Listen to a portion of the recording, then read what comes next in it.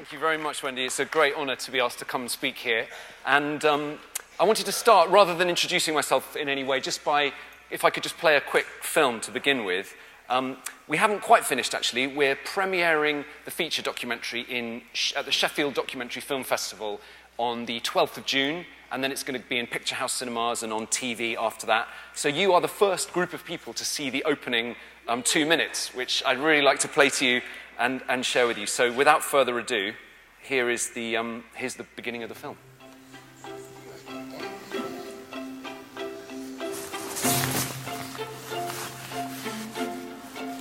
Yes, come on. Yeah. Ivy, don't hit me. Come on. Ivy, you mustn't hit. Hey, Missy. Okay, you wait there, Al. Yeah, we are going to go outside. We are. Ivy, come on. Okay. I'm David Bond. I'm 40 years old. I've just got a new job. I'm the marketing director of Nature. I'm a father. This is Ivy. She's 5 and she loves the television. How much do you love the telly? 100 billion. I love sitting in front of it all day long. Why? It's so relaxing. This is Albie. He's 3 and he loves guns. How much could you shoot a tree? Yeah, you could shoot a tree quite a lot, I reckon, before it fell down. Would it be good to dead a tree? Pretty good.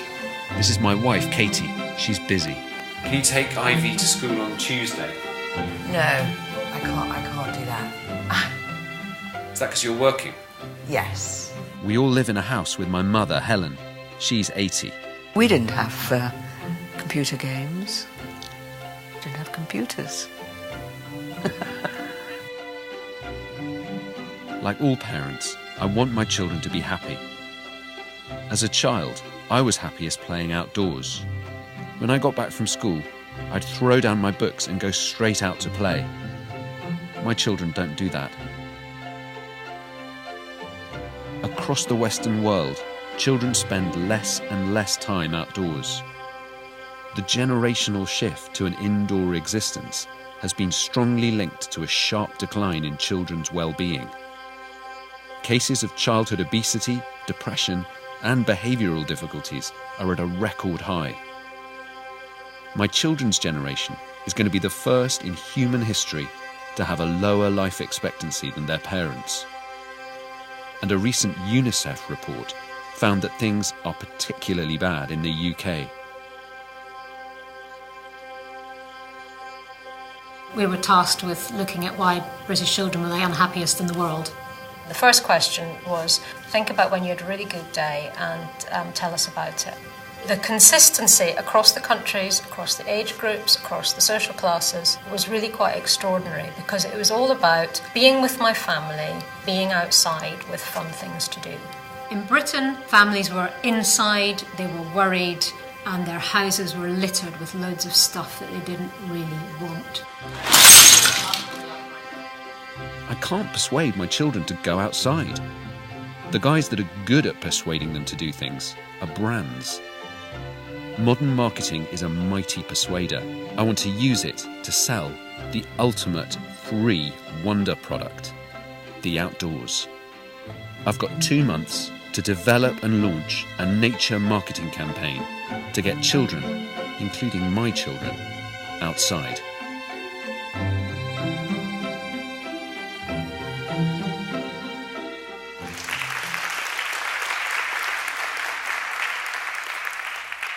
Thank you very much. Well, I was quite nervous showing that to you. I should have said, actually, before I started, it hasn't been graded, i.e. the colours are all over the place, and the sound mix hasn't been done yet, so it's going to look nicer than that. But that is the opening, and you're the first people to see it, so thank you very much for watching.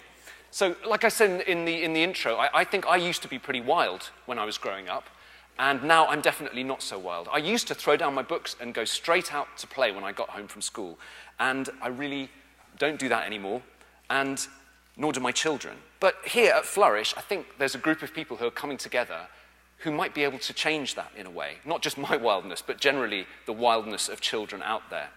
So what I wanted to do was very briefly talk about the problem. I know there have been lots of brilliant speakers here. who've talked about what the problem is, so I really want to whiz through that. I've also got loads I want to do, so I'm going to hurry up. The first thing to say is that there is a crisis in childhood. I think we all know that. That's highlighted by the levels, as I mentioned in the intro there, of obesity, depression, and ADHD. But as was said this morning so brilliantly, when you talk to children, you don't feel gloomy about that. There's a huge amount of hope about what we could achieve and how, I think, with relatively small changes, we could alter things for the better. So what is the scale of the issue? Well, there are certain age groups around the 12 to 14s who are on 6 hours of media a day. Now, this is just a colossal amount of time spent. Where do we draw the line in the sand? Where do we say, no, that's too much, we don't want to have any more? It's a question that we've got to ask ourselves. We've got to define our boundaries and know what is enough. This advert I saw in the Tube the other day, it's for a JP Morgan ISA. And I found the tone of it sickening, but also fascinating. It's the language around the fact that you can invest in missed bedtimes, and that somehow is an investment that might, in some insane way, pay off in the future, which I hope you'll all agree, I just don't think it possibly can. And yet these are the kinds of messages that we, as adults, are being bombarded with. And I think that they're very questionable. So there's been a huge shrinkage in the amount of time that children go outside. And in the film, what we're trying to do is make an argument stick that says something like, there have been these enormous changes. There's a huge shrinkage in the amount of time spent outside. What's the link? Is there a link? And what might it look like? What's the mechanism of it? And what's the downside? Well, I'm a father, as you saw, and I reckon Ivy, my daughter, who's about to be 6, has got about 3,000 days of her childhood left. It's the kind of geeky counting thing that I do. And I think she's well on her way to spending roughly a third of that time in contact with or being communicated to by brands. Just to be clear about that, being in environments where brands can communicate easily to her. And that deeply, deeply worries me. The thing that she does least of, I'll quickly whiz through her time, her average day. Third at school, 15% TV, about the same on the computer, 10% eating, 5% in the car, 4% on the phone, 4% in the bathroom, and around 4% playing outdoors. Now, all the evidence seems to say that that's the thing that's best for her, and it's the thing that out of the vast majority of activities that I identified, it's the thing that she does least of. And yet, when she goes outside, as I'm sure you all have this experience as well, I see her transform. I see her face change. You get to look about her of wildness, of joy, and of gentle gentle yet intense focus, if that makes any sense. She's got this ability to concentrate and attend to the complex world of nature in so much more a fascinating way than she does with, for example, the iPad or the telly. So it's really clear, to me anyway, and I think to lots of the people who I talk to in the film, that the outdoors is critical for this kind of proper development. And Sue made the case, lots of the speakers have made the case, that that's the case. So why is nature off the menu, given that it is this amazing free wonder product that seems to have such a powerful effect on children's lives? And the answer is, I think, because there are some pretty powerful barriers in the place, not least of which is me and other parents being afraid of stranger danger, which I think is an irrational fear, but also worrying about physical safety on the roads, a genuine and sensible fear to have. We're more indoors orientated ourselves. Certainly I am much more than my mother was, or is, and we're much less knowledgeable about nature. I'm less able to answer the questions that my children ask me than my mother was able to answer my questions. So I'm a major barrier. But then, as we know, there's also the huge increase in the availability of couch-based or screen-based activities, the TV, the internet, and so forth. There's also the massive slash and burn of physical spaces, which has just decreased hugely. Nature's off the menu at schools. I don't need to tell you about that. It's in the media everywhere. Green space is shrinking. Young people are seen as a danger and as a threat, and they're being pushed back into their bedrooms. They're being compressed down into small spaces where A, they're more marketable to, and B, they're more under control. And I find that deeply upsetting. Jay Griffiths said an amazing thing. It used to say, when the Enclosures Act came in and we were kind of barred from roaming freely, keep out signs appeared on fences. And now the keep out signs are on the children's bedrooms. And the final barrier is, I think, our obsession with money. Look at the JP Morgan advert, for example. So anyway, enough doom and gloom. You've heard it all, and I'm sure you feel it as keenly as I do. The question is, what can we do about it? And the insight I had, because it's my job as a filmmaker to try and make things palatable, not to people necessarily like you, although I hope you enjoy the film, but I think you, I hope, already understand why I'm so exercised by this. But I think there are a lot of people who don't, who haven't thought about it in this way. So what I need is a hook. And the hook that I've come up with is that I've appointed myself as the marketing director of nature.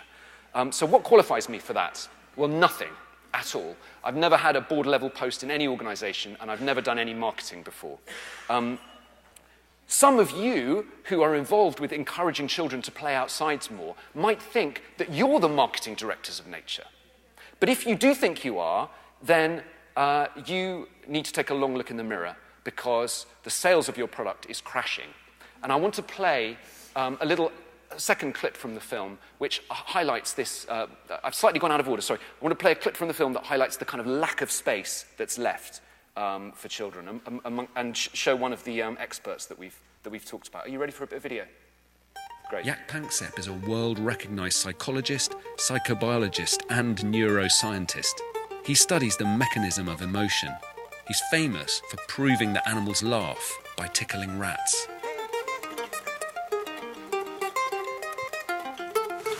What do you think? 1, 2, 3. Well, play is important because it's one of our basic tools for living that evolution gave us. And the real question is, why did evolution build this kind of playful mechanism into the brain? And we started studying that in the late 1970s and found it was very easy to study scientifically. People said, oh, play is haphazard and occurs randomly. No, you're hungry for play. All of our kids are hungry for play. They have to have a certain amount of play. We don't know how much, but they have to have play to become fully human. Since we're social creatures, we can't live alone. We can't survive. We can't reproduce. We have to have mechanisms to make us fully social, and play brings you there, tells you the social rules, what you can do to others. In the natural world, you develop your place in society through play. So take play out of a society. Yeah. What does the society begin to do? What would the symptoms be, do you think? Yeah, it's a good thought question. I think if you took the opportunity for play out of every young developing child, we would have an adult society that looks like the Lord of the Flies. Everything is kind of an unstructured mob doing stuff.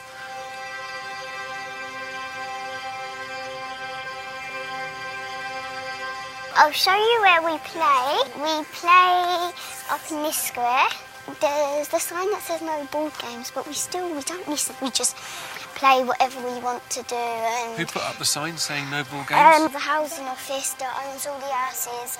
And they don't want you to play any ball games? No. Why is that? It makes too much noise and everybody hates it. People moan at us for playing board games, but we don't listen. I'm glad to hear it. And what would happen if they caught you playing ball games? I think we'll just get an ASBO, and that's... You get an ASBO? Yeah. This is called the Curly Whirly Slope. Well, because everybody goes, oh, meet me at the Curly Whirly Slope, And that means this? Yeah. This is the green grass where I take my dogs and I just let them do what they want. This little bit of green here? Because it's quite a small area. There's quite a lot of dog mess in this little area, isn't there? But East End Dimes do come and trim it and just try grow the patches that have not come up and all that. But it's not a very big space, is it? No. Is it dangerous to walk on it in case you tread in poo? You just have to look where you're going, really. My dog comes on here a lot. She likes it. And what other bits are there? Show me. There's that bit of green with the big bushy tree.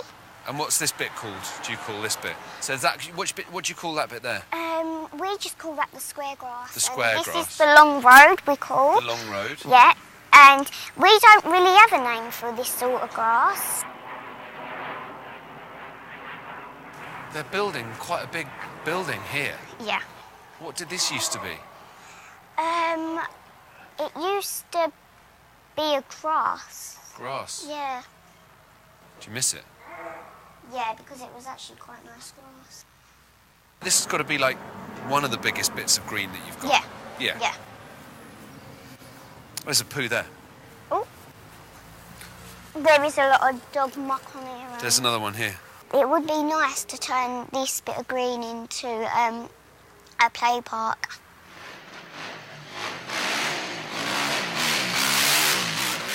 This used to be the greenery as well. There was quite a bit of greenery around here, and So this was all greenery here? this area used to be a really big area around, like, because they've put the buildings onto it, like, they've took a lot of space from us, and it's not really fair, I don't think.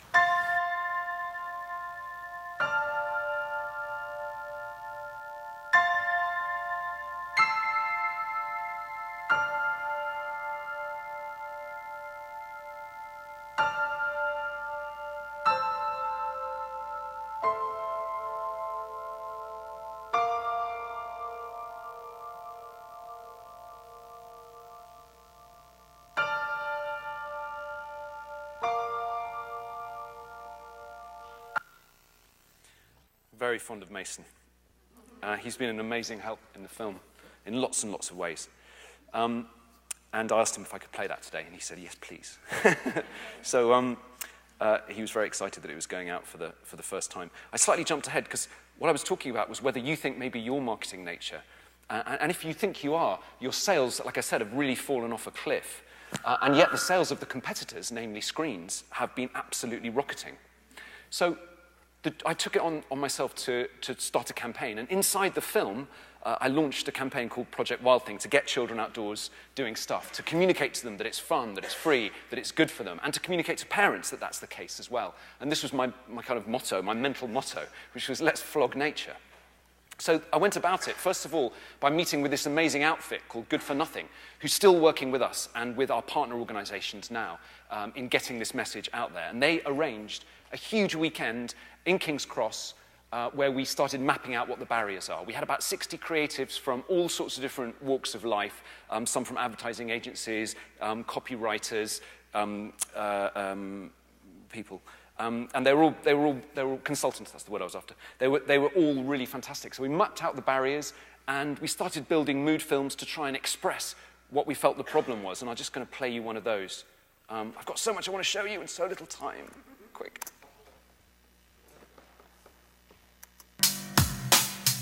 Big city life, me try forget my pressure now ease up no matter how hard me try. Big city life, in my heart have no base, and right now Babylon dip on me case. Big city life, try forget by pressure now ease up no matter how hard me try. Big city life, my heart have no base, and right now Babylon dip on me case.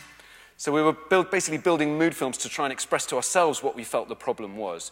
And then we started building ideas for the kinds of campaigns that you could launch to persuade children that they should go outside. Rebellious by nature was one of the great ideas that we had, this idea that there's something in nature that is challenging and almost cheeky. We really liked that. We came up with the idea of a wild time app. You say how long you've got free, and it gives you ideas of things to do. We tested that on an estate in Tottenham. It was really successful and fun. Sorry, I jumped ahead. We actually built that one, as I'm about to tell you. We came up with the idea of like a nature party pack. Another idea for an advertising campaign was instill confidence, this sense that nature can give you confidence. This is more aimed at parents.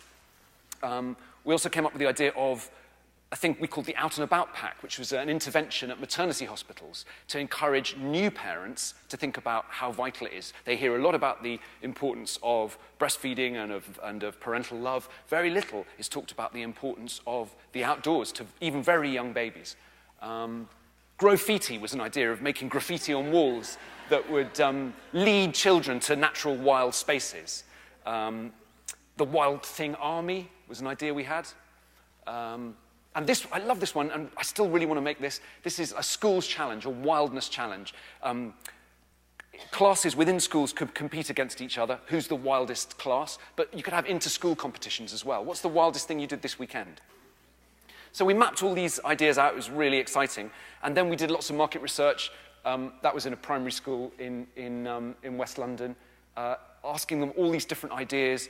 Talked to lots of parents, talked to lots of planners in advertising areas, and we boiled it down. We came up with a logo, and I co-opted Ivy into licking a frog. And we got loads of advertising space free from a big outdoor media agency. Of course, the irony doesn't escape me that, effectively I'm now advertising the thing that is sort of supposed to be anti-adverts. The outdoors is a great place to avoid adverts in general, by the way, unless you run into the Sophie Dahl poster that you were shown earlier this morning. And we got this up all around the UK. It was really exciting. And that's it in Manchester, Piccadilly. We made a jingle. I've got to play that. Project Wild Thing, Project Wild Thing, Project Wild Thing. Let the kids go wild! So we ended up on radio shows playing that, all sorts of things. We built the Wild Time app, as I gave away earlier, and you can see that now, and that's being developed further at the moment. We made the Out and About pack. This is really exciting news. This has been made. It's all been checked by doctors. The NHS have embraced it. It's going into the packs that... the discharge packs that new parents get when they leave hospitals.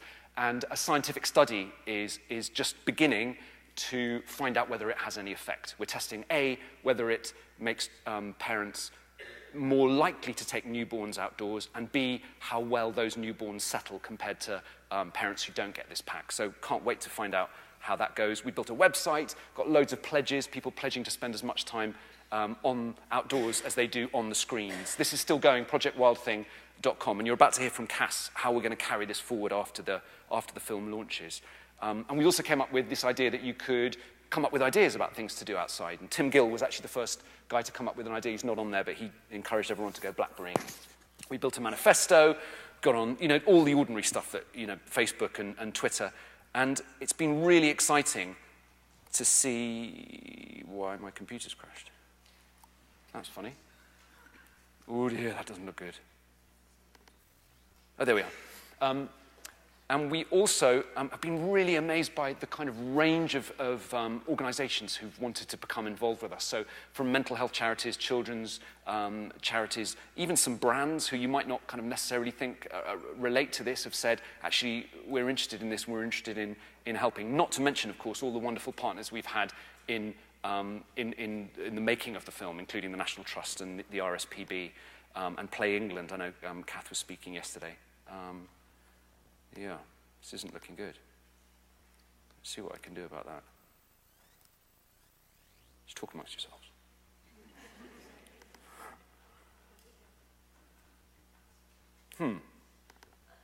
Okay, it doesn't matter. I'll just.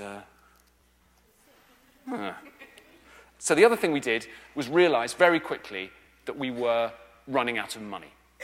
Okay, the big brands like Coca-Cola and Disney, they have masses, huge war chests with which they can get themselves into our children's minds.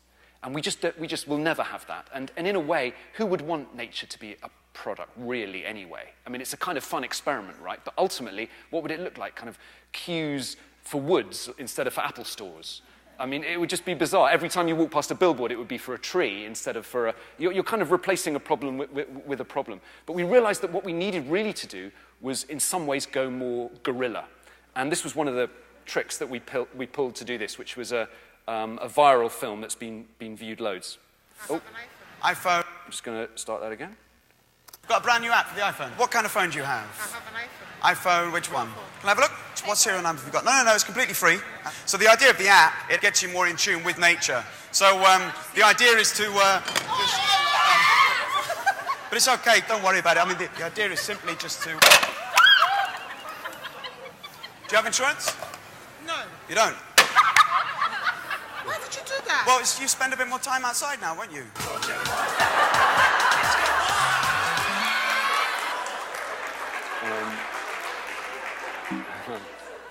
So she obviously signed the release form very kindly and really enjoyed it. He was a magician. He'd switched her phone. I don't need to tell you that. It's obvious. But yes, we very quickly realized that there are lots of big brands co-opt natural symbols for their own good anyway. There's a lot of biomimicry that goes on. I mean, you don't need to look far to see that there are natural logos everywhere we look. We decided that maybe this was an infringement of our copyright. So we started sticking these signs up on people who use biomimicry to sell non-natural products. We've got an idea of a war chest of, that anyone using biomimicry to sell non-natural products ought to contribute a small tithe of their marketing budget to market nature. We also co-opted some estate agent signs and put up signs saying, actually, you should go outside. It's much cheaper than buying a house, and it's free. We noticed that there are lots of no ball game signs, which we really strongly object to, as I know lots of people here do. And so we created no balls and left them lying around under no ball game signs and encouraged children to play with the no balls. I've showed you the nature app already. So that's kind of where we've got to. It's been a really exciting ride, and the film is launching on the 12th of June at Sheffield. It's going to be, It's going to be at Picture House Cinemas sometime late June, early July, and then it's going to be on, it looks like Channel 4, hopefully primetime, which is really exciting. They don't normally take films like this primetime, but they're talking about it at the moment. So we're really keyed up by that. How am I doing for time? I reckon I've got 5 minutes. After me comes Cass, who has been really instrumental in building the Wild Network. Now, the idea is that if we just play the film, people will see it as a piece of entertainment. It'll come, it'll go, and it'll be over. And we really didn't want that to happen, and nor did the people who've been supporting the film. And we've come together, and I know a lot of you know about this already, and some of you here have supported the film in loads of ways, so thank you for that. But we're launching the Wild Network, and Cass is going to talk about that afterwards. We see the film not as answering every single question on this issue. It would be impossible to do that, but as being an awareness raiser. We want it just to cause this issue to bubble up in consciousness by having a big piece of documentary media like this. And then the Wild Network is going to take over. And I implore you, if you can in any way, to support either the film or the Wild Network, please do that. And that's me finished, except to say that if I'm allowed, I'd love to show you a really brief montage of the campaign that we ran during the film. I think it's about 2.5 minutes. Got time? Yep. Okay. Hello, Zambala. This is me launching it at a Shambhala. Why am I telling you that? You can see that on the screen. I'll leave now. Thanks.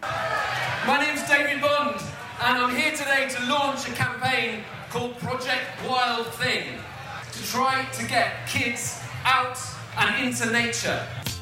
Seems like everybody's got a price. I wonder how they sleep at night when the sale comes first and the truth comes second. Just stop for a minute and smile. Why is everybody so serious? Play freely. Go outside into the green space. We're running a project called Project Wild Thing, and we're trying to encourage 1 million more kids to be connected with nature. Everybody looks so they're right.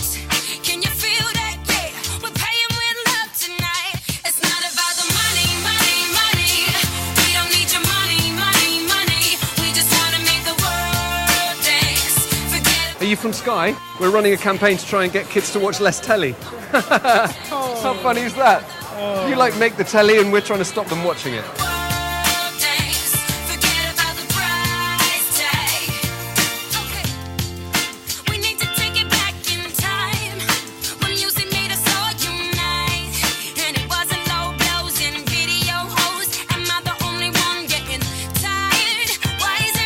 ProjectWildThing.com. It's a campaign to try and get kids outdoors into nature. Kids spend too much time on screens. Stop buying iPads. Take your children outdoors. You've bought enough iPads now. That's enough iPads. That's the Apple Store. Nature is the ultimate playground for children. Take your children outdoors. Let them frolic free like spring lambs.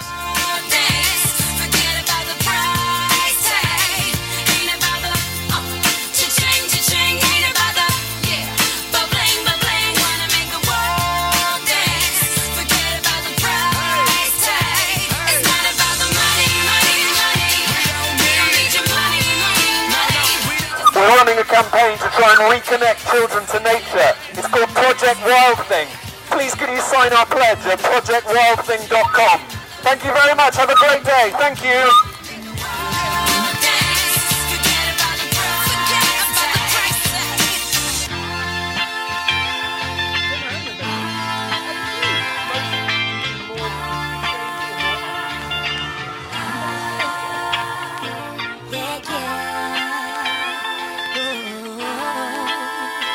Forget about the price tag.